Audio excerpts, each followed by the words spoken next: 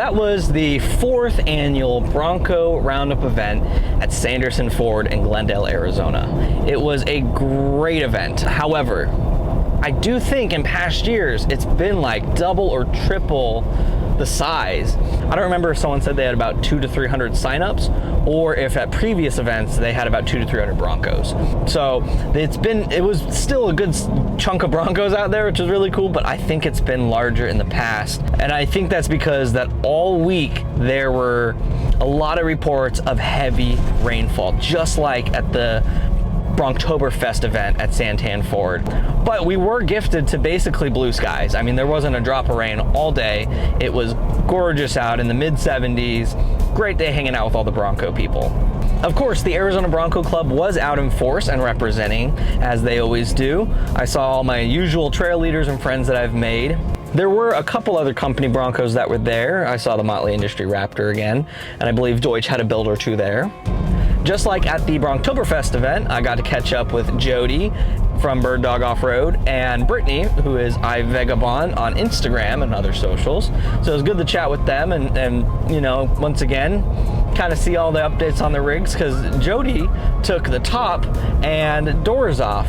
He even brought his articulation block so he could prop up and really show off and flex on everybody, which was pretty cool. I always love seeing how different everyone's builds look when you start taking doors, tops off, putting tube doors on. It's just one of the aspects of the Broncos that I just love. Jeeps and Broncos are so cool, how many different ways you can drive them and wheel with them just by taking a panel or two off on your top.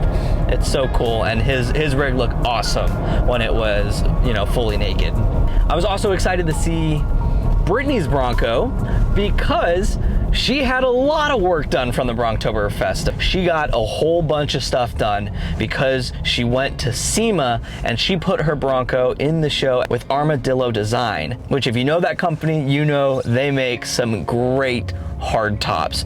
She got not only an Armadillo Design hardtop, but she got that thing custom powder coated, and I can't remember the color. It's one of the new colors for the Dark Horse, that bronzy, purpley, metallic paint color. I don't remember what it's called. I'll put it on screen, but it is a beautiful color and it matches her Galaxy pattern so well. Not to mention, she got a bunch of other powder coating done on, you know, her ditch light brackets, her rear tailgate bracket. She did a lot of work right before SEMA, got some more lighting on. Lyra looks so cool in person.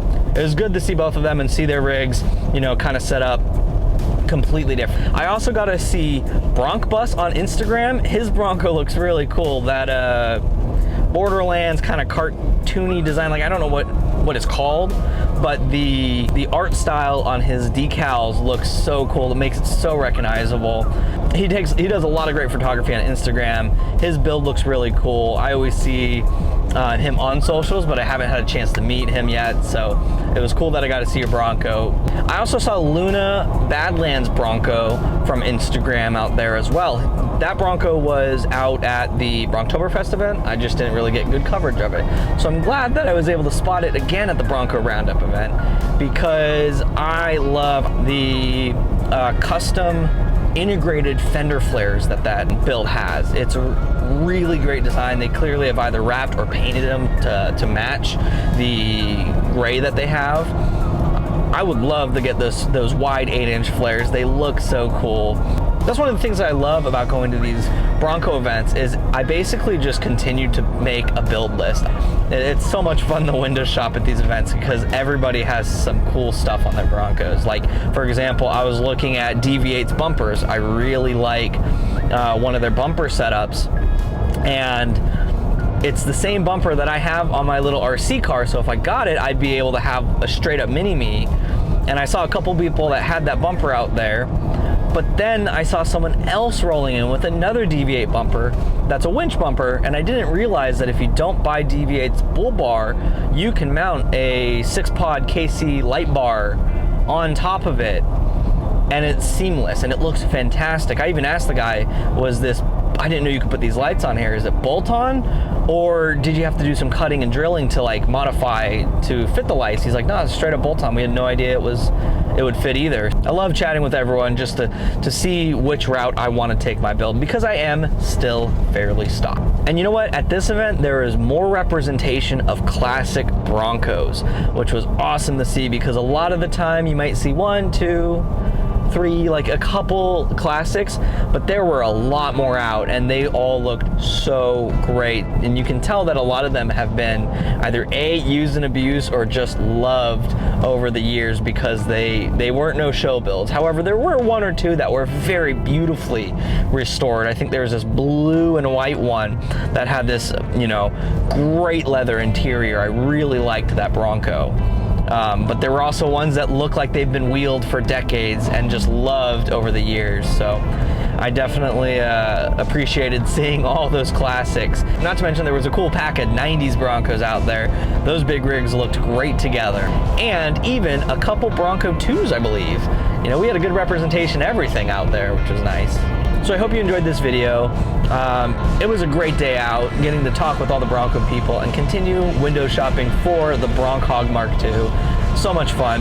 And stay tuned, because I do have another trail run coming up with the Arizona Bronco Club.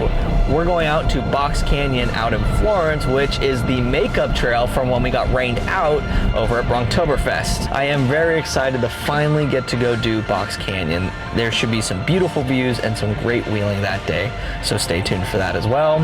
So you know what, why don't you guys go comment down below, let me know what your favorite mod was that you saw in this video that you would put on your Bronco.